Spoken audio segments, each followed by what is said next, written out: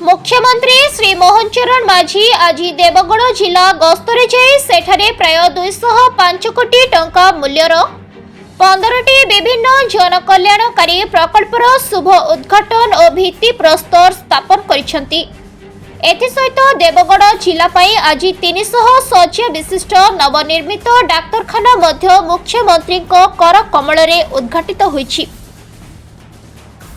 सूचना था कि एही प्रकल्प गुड़िक मध्य 11टी स्वास्थ्य सेवा प्रकल्प और 4टी शिक्षा भित्तिभूमि उन्नतीकरण प्रकल्प।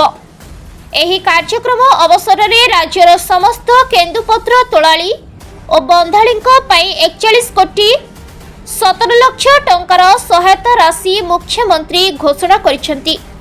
एथिरे केन्दुपत्र तोलालींकु चपल पाई 160 टंका, केरी संग्रह कपड़ा पाई 200 टंका, तोलाली और सीजनल स्टाफ को टोपी पाई 100 टंका, बंदाली माननको पाई मशारी और कंबल पाई जनक पिछा 700 टंका प्रदान कराजिबो।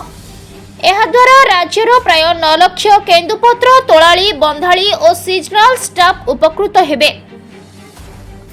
निज अभिभाषण रे मुख्यमंत्री कहिथिले जे देवगढ़ जिलार विकास पाई समस्त सामर्थ्य अछि। आमे तार सठिक उपयोग करी जिला को राज्य विकास धारा रे मुख सूत्र रे जोड़ी परिबु। भुवनेश्वर प्रमोद कुमार परिडा को रिपोर्ट द संघर्ष टीवी।